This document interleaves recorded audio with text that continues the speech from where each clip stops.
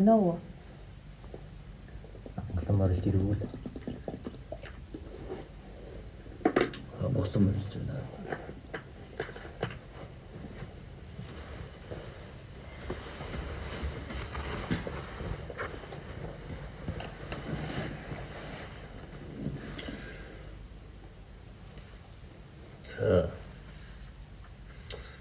Та улсуудыг бүүндэн цуглуулсан хэрэг бий. Та нар ч ус цуглацгаалаа. Ямар учир шалтгааны үүднээс ярилцаж хөөрлөх болсон билээ гэдгээ хэлсэн дээр баг.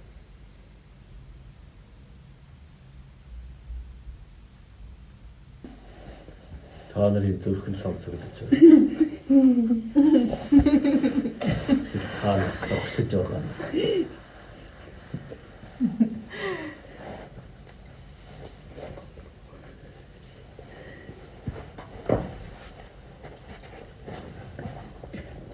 Ийм үед ирээд байсан амнууд нь хайцсан. Бид нэр өвөө арга бүхлийн айлтурыг сонсдог хөрсүүд юм байна. Одоо өнөөдөр ингээд зургуулаа цуглацсан. Хоёр группийн админууд цугласан байна. Нэг нь Дайны онгот нэртэй групп. Түүх нь галын үндэстэн монголчууд гэдэг жижигхэн хоёр группийн админууд ингээд цуглараад тантай хөрөлтүүд өөрсдөө ингээд залуучуудын үг яриагаа бусад хүмүүстэй илүү хүргэх өөрсдөө бас хөгжүүлэх зорилготойгоор өнөөдөр ингээд энэ цугларсан байна. Админ гэж юу гэсэн үг вэ? Групп гэж гэсэн үг вэ? Админ гэдэг нь одоо цахим ертөнц буюу бидний өнөөдөр ашиглаж байгаа холбоо харилцааны админ нь болохоор бидний өнөөдөр хоорондоо нэг үзэл санаандаа нэгдээд тэгээд тухайн зүйлийн талаар санал болоо солилцохоор тийм үүсгэсэн бүлгэмийг толгойлж ажиллуулж явдаг тийм хүн. Тэгээд групп болохоор ер нь бүлгэм гэсэн утгатай. Адилхан санаа бодлоо эсвэл нэг зүйл адилхан зүйл сонирхож байгаа хүмүүс хоорондоо нэгдээд тэгээд тэр талаараа санал болоо солилцдог тийм зүйл. Ойлголоо. Цахим ертөнц гэхээр нь одоо тийм ертөнц дахиад байдаг юм байна. Цахим гэж бас юу гэсэн үг юм бол ингээд ойлгох юм шүү дээ. За тийм залуу урсууд хоорондоо цугласан байжээ.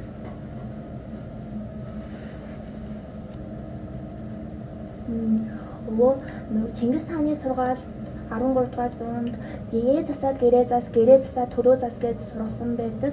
Тэгээд бид нар одоо бие засахын тулд юу хийх ёстой вэ? Тэгээд гол нь бие засаад гэрээ засаад тэгээд цаашлаад төрөө засах юм ямар ч боломжгүй болцсон. Гэхдээ ер нь өнөөгийн Монголын нийгэмд бие засаагүй хүмүүс төр засалцах гээд яваад тэр нэлээд ороо босгой байдал үүсгээд байгаа. Тэр тал дээр та тайлбарлаад өгч болох уу?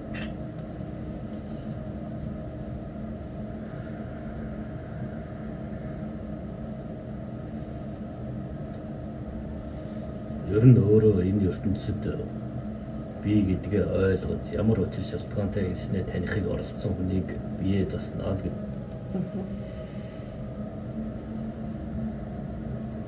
Мөн ямар нэгэн хэрэгтэй зүйл үйл хөдлөл хийж аж төрдгөө үгүй юу гэдгээ бас тодорхойлох ёстой. Өөрийнхөө асуудлыг шийдэж чадахгүй байж өргөөгөр захирч чадахгүй. Хань үл ойр тойрноо зовоохын юм. Ойр тойрныхныгоо зовоож байгаа хүн улс орныг самууруул сөнөөх нь ойлгомжтой байж.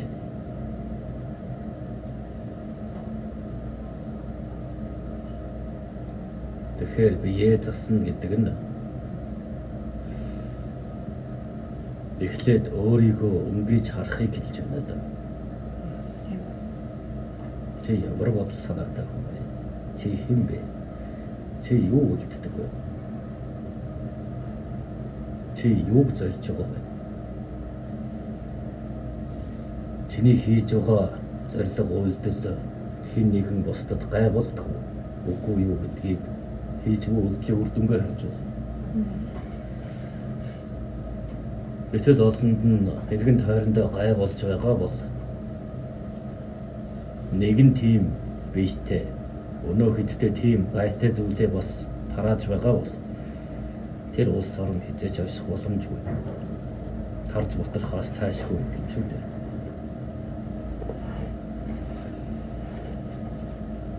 Тийм төлөвлөгөө хүн тэр улсыг захируул өөр сүрнэ.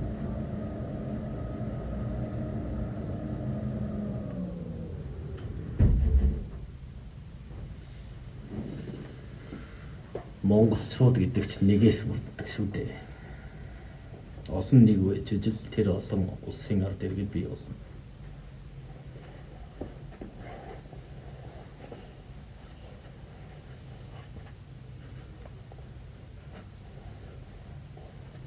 Бие гэдгийг олохын тулд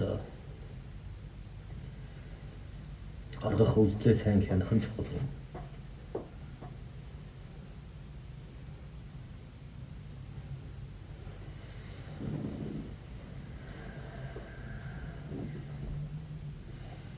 Зөвийг үлддэг хүн үү, бурууг үлддэг хүн үү гэдэг нь бодлоор шийдэгддэг биш. Үр дүнгээр шийдэгддэг юм а гэсэн үг.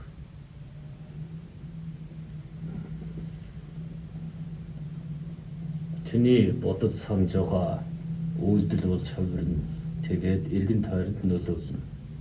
Тэр нөлөө нь ийрэгүү эсвэл муугар уу гэдгийг сайн муугийн үр дүн гэж хэлж болно.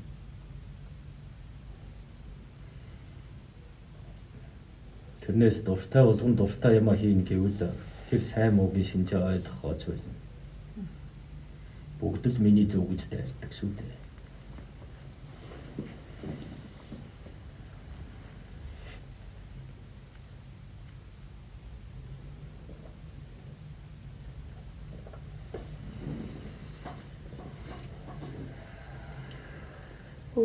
Тэгвэл нөгөө өөрийнхөө зүтгэхээс илүүтэй бусдынхаа эрх ашигыг бодоод илүү нэгдмэл байхын тулд одоогийн монголчууд ямархуу үйлдэлүүд гаргаж эхлэх ёстой вэ?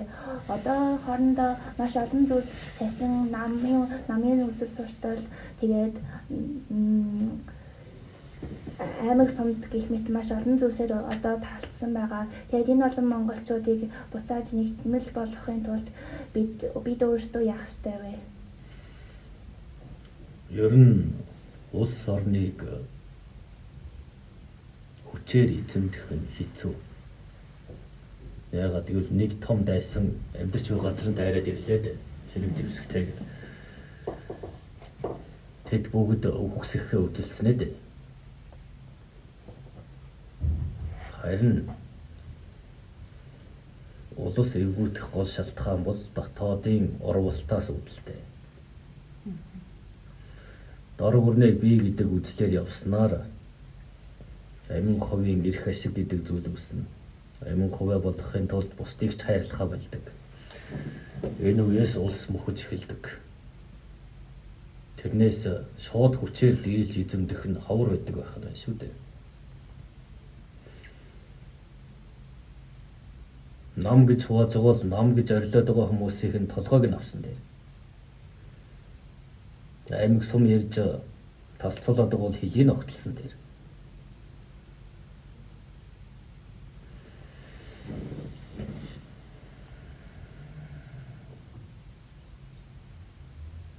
Өмнө нь ингээд л болгодог байсан. Одоо харин бүгд л дураараа болж. Гэхдээ дураараа дөргсөний хариуд улсмал зовж байна. Энэ нь буруу байна гэсэн үг байх нэ дээ. Эрхтэй байж болно. Гэхдээ бусдад гай болсон эрх дарахаар яах юм?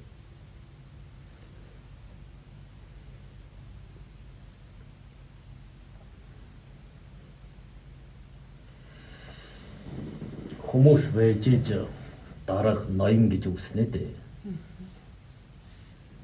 Тэрнээс тэр цэцгнээс ургаагүй. Тэнгэрээс бууж ирээгүй шүү дээ. Нэгийн үзлээс хамаарч нийтэн тийм бол тийм л хүн тодорхойлогдож гарч ирнэ. гэж тодорхойлцоход тэр идэж удаг тэр ийм бид гимгүү гэж мэлдэж болохгүй.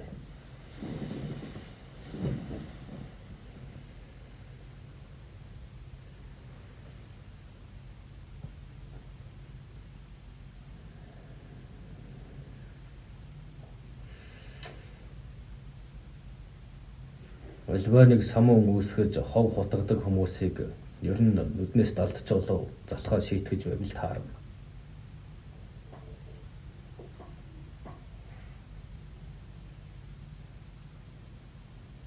Өвөө монголчууд ер нь ямар үедээ хамгийн хүчирхэг байдаг байсан бэ?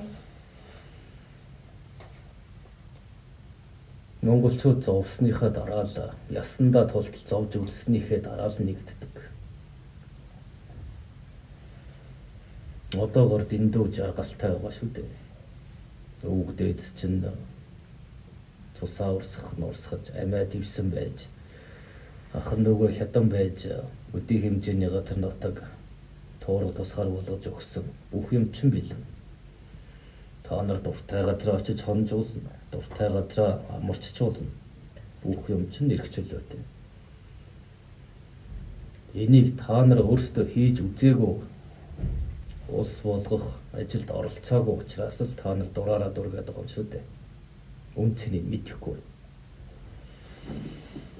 Өвөө монголчуудыг тэгвэл одоо сул дорой болгож байгаа хамгийн том хүчин зүйлсүүд юу вэ? Залхуу зам. Амин хуваа хичээсэн үзэл. Шунал. Энэ гурван байна да.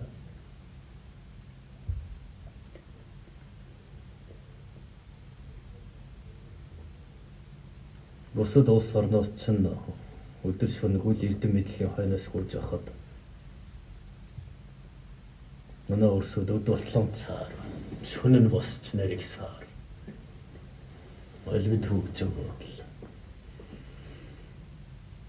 Олб хийх ажилд аач дургу. Тийм байхад яаж оюун ухаан сэтгэлгээ нь бүтээмж гаргах вэ дээ? Хийж байгаа юм болгондоо залах уу? Эмээ хичээнэ гэдэг нь нэг хүний улс биш. Нэгдэж байгаад нэг улс юм а гэдэг үглээ мартчихсан. Би чамаас төрүүлж илүү явж байж би сайхан амьдна гэдэг дүрм.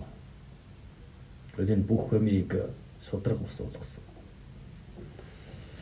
Хаач атсан одоо тийм л зарчимтай. Энгийн ардыг ад үздэг. Холбоос хүлбэтэй бол бүх үлддэг болсон. Сонол бол ойлгомжтой. Ходөр сороо туурга тусгаар байдлын бүхэл юм минийх гэж үзээд зарж өрөх бүгдийг л хийж байна шүү дээ. Огтолж байна, зөөж байна, ухаж байна, агнж байна.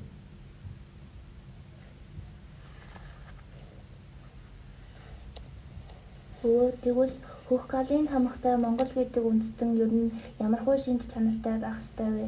Одоогийн бидний байгаа бол өмнө байснаас айгүй гологдохоор тиймэрхүү байгаа гэж бодож байна. Ямар байх ёстойг удахгүй харуулна.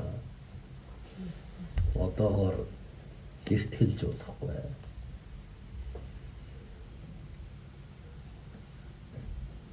Одоо гол хөллийн жилүүд өрнсөөр асах нар чинь шатам халуунаар төөнж байна. Гიშгэх газрын чин доор галан гол үерлж байна.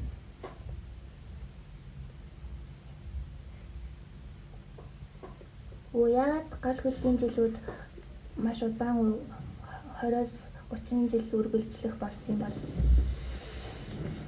Сэрэх ёстой үндэстэн сэрээгүй юм чинь тийм л юм болно шүү дээ. Аливаа юм бүхэн тэнцэлтэй байх ёстой. Тэр болгоныг зурманд нь оруулдаг цаг үе ойртсон.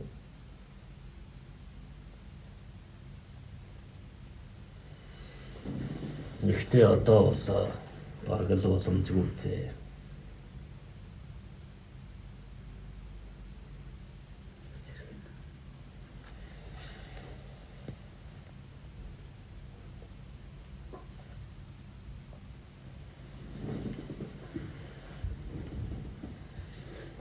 бид нар гал хүллийн зүйлийг давж амьд үлдэхийн тулд юу хийх ёстой юм бол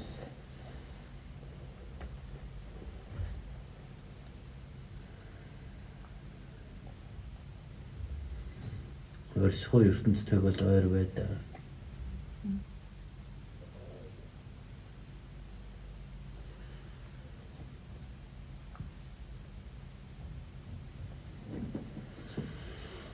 Амьд эрцүүтэйгээ ойрхон байх нь илүү амар байх болно.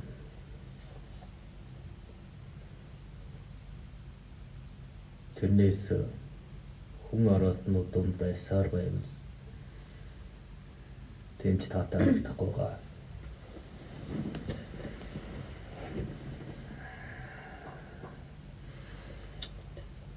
Та нар урсаж байгаа голын дэргэд байдаг гэж юу?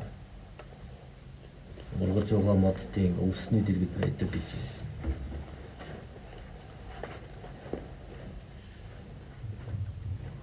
Нэргэн тойрон амьгүй байна шүү дээ. Юу л вэ хүмүүс байна. Мөн хүний бүтээлүүд байна. Тэгвэл тэр чинээгээр эрчмээс аслагдах боломжтой байх нэ. Тэр эрчмүүдээр хаагдсан хүн яах вэ? Хар хүчтэй. Уутай нөхцөх боломж нэг гэсэн үг. Харанхуугаар далимд болж.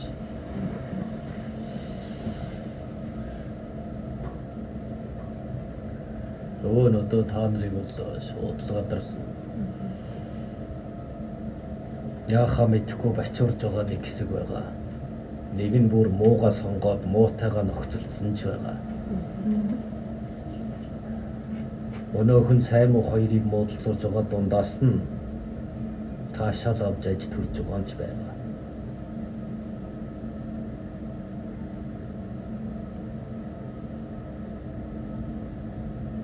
Цайнууд нь ганцаардаж нэг нэгээр үхсээр л байна.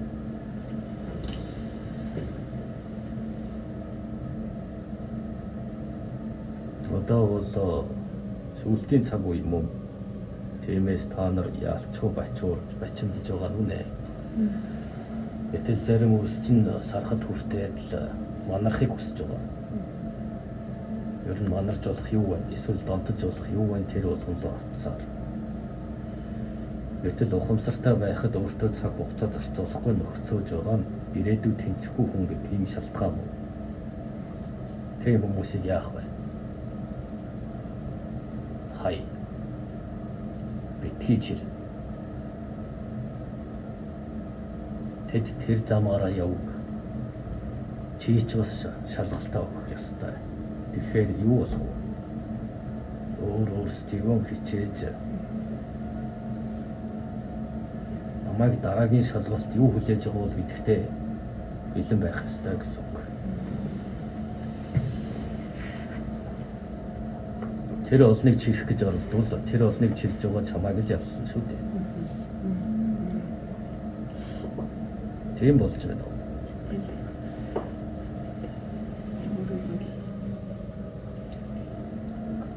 Хүмүүсийн бачуурлын шинж тэмдгүүд ямар хөө байдлаар илэрч байгаа бол тэгээд юунаас болж сахад амин сахад үстэд манаад эсвэл буруу талыг сонгож байгаагийн шалтгаан юм бол Гал хөллийн эрчмийн жирүүд ихэлсээ асах нарчин маш хүчтэйгээр шарж байгаа. Та нарын дор галан гол үйлж байгаа. Энэ галын бэлтээр төмөнд толгой дээрээс нь болоод хөл доороос нь хоёр талаас нь халуунаар шарж байгаагаас өөрчлөе. Галын шин чанартай учраас хоёр талаар өдөөгдөхөр бачуурл үүснэ. Гал дээр тос нэмэхэд яадаг үлээ. Ингэж дүрлж байгаа эрчмийн дунд байгаа учраас Монгол өрсүүд нь маш их санаа сэтгэл нь савлж байгаа хэрэг юм. Бусад үндэстнүүдэд энэ шалгуурууд бас яг биднэрт илэрч байгаа шиг байдлаар илэрч байгаа болов. Өөрөө бол бүгдэнд нь илэрч байгаа. Тэгэхдээ усан шинжийн үндэстэнд гэж би газарч би.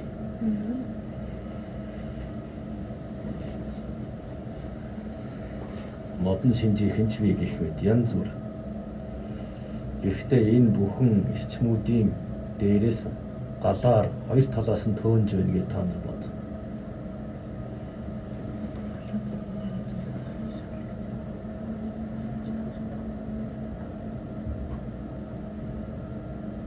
Усан чанартай нь бол хоёр талаас нь төөнүүлээ гэхэд халах нь ойлгомжтой.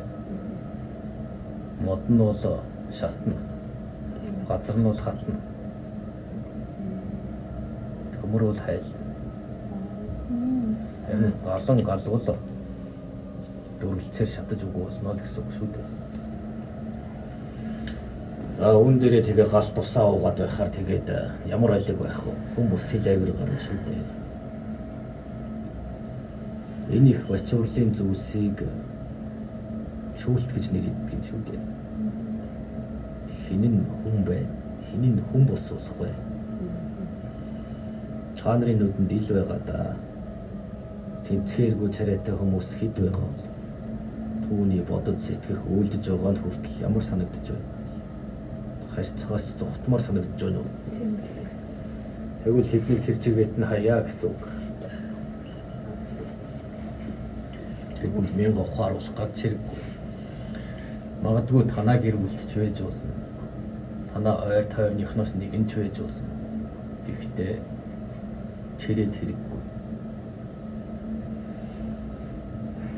Явуулахаа явуулцураа гэсэн үг.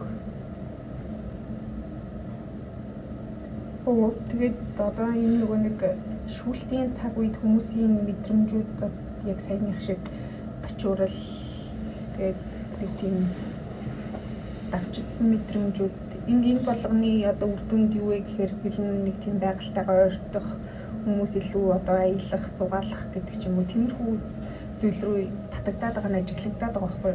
Тэгэхээр гэвч ингээд аялаж зугаалаад байгаа ер нь ингээд байгальтайгаа холбогдох гэх юм уу илүү одоо тэр одоо байгальтайгаа холбогдож тэр эрчмүүдийг яаж мэдрэх гэх юм уу? Эрчмийн бөөгнөрлийг яаж ажиглаж, яаж тэр байгальтайгаа нэгдэх тийм зүйлийг бид нэр хиллийг нь тавих хэрэгтэй юм болов. Аялал зугаалах биш. Энэ бол хорвоо ертөнцийг таних үйл явц юм. Чи дэлхийн иргэн гिचгээд дэлхийгээ мэдэхгүй байж дэлхийн иргэн гэж хэлж яваад яах юм? Тэгэхээр хүн тэрийгэ хайж явдаг өгөл бас байдаг. Тиймээс л хүн сониуч байдаг юм шүү дээ.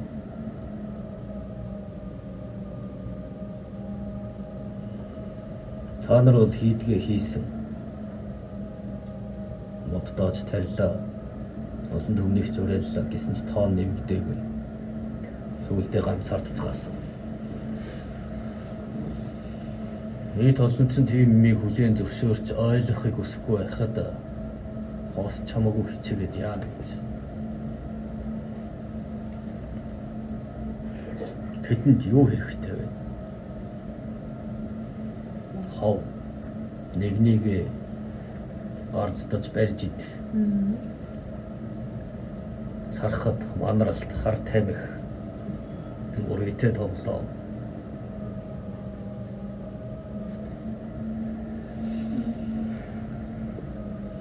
Тэд энэ шүүлтийг маргааш дуусчих юм шиг бодоод байна шүү дээ.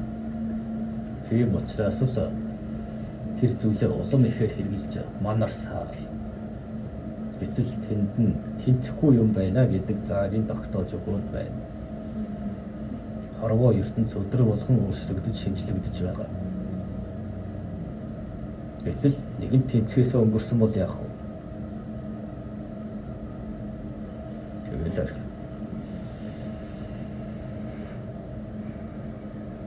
Муу хүн авилга сайн өгөөд өргөл сайн өргөлөө гэдэг шинэ нэрэн тэнцэх боломжоор хаагдсан. Өөрийнхөө өмнөөс хүн хүлээж тэнцэхгүй. Тэгэхээр маш шударгуу шүүлт юм. Өдрөөр шүүлт чангарна. Энэ нь хүнийг буруу хүнийг бол галзуурахад өргөн. Бараг өөрийгөө алхаж байна.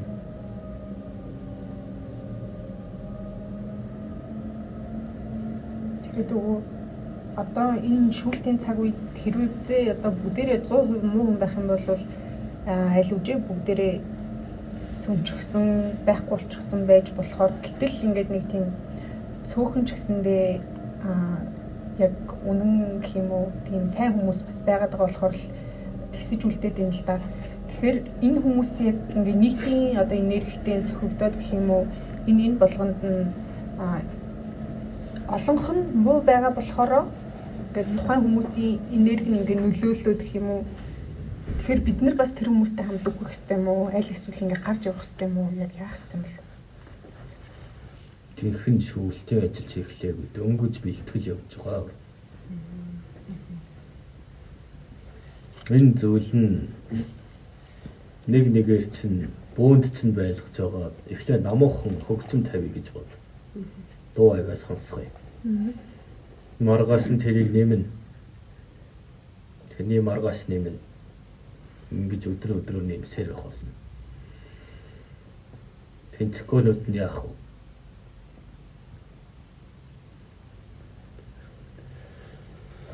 Хитэнэ унаад өгөх.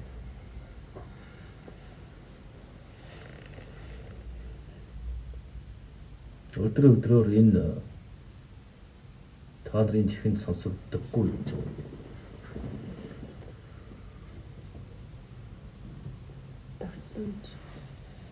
Балкон шиг тийм. Тэрийг өдрөөр нэмсээр л байгаа.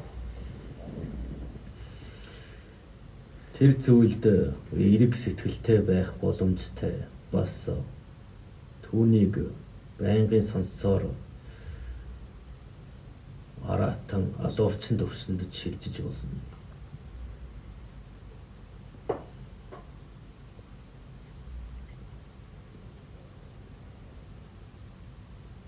Одоо ч үрээшгүй дайн тулаан оллох бас сорл байгаа байлгүй дээ.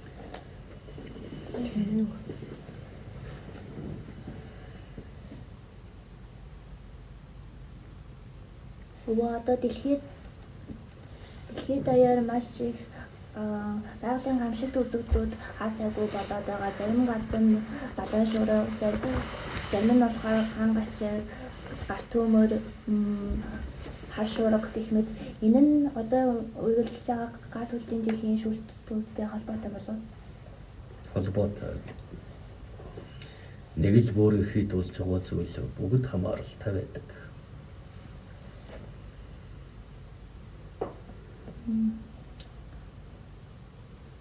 Одоо бас дэлхийд даяар хаасайгүй улс төрийн байдал нь ороо босгоо дайнд ажинд нэрвэгдсэн ард түмэн эрхээ эдэлж чадахгүй зовж байгаа хүмүүс маш их байгаа. Тэд нар бүгд шүүлтэнд оролцоод бүгдээ тэнцэж чадах юм болов уу? Эхлээд өөрсдөө тэнц. Дараа нь дүн. Нэштэд хэрэггүй. Ер нь өөрийгөө яа гэж үйж хитос тэднийг бодох нь дэмий хэрэг шүү дээ. Тэгвэл бид нар сэтгэл зүй ямар байх ёстой вэ? Сэтгэл зүйгээр яаж бэлдэх ёстой юм бэ? Хийгүй хүн гэж байхгүй шүү дээ. Та нар энэ санаа сэтгэлээ баярлах, инех, ойлгох альч вэ? Нөгөө биеийн эзнээ байлгах нэ дээ.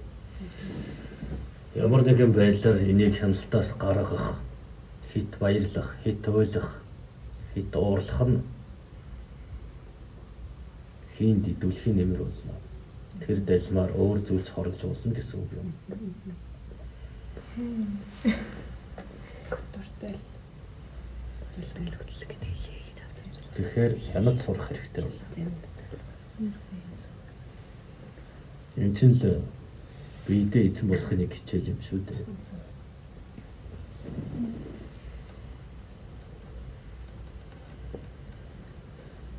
Одоо гал хүлийн жилийн тэнцэхгүй унаад явсны дараа бид нарыг дахиад өөр шүүлт хүлээж байгаа юм бол. Тийм ээ.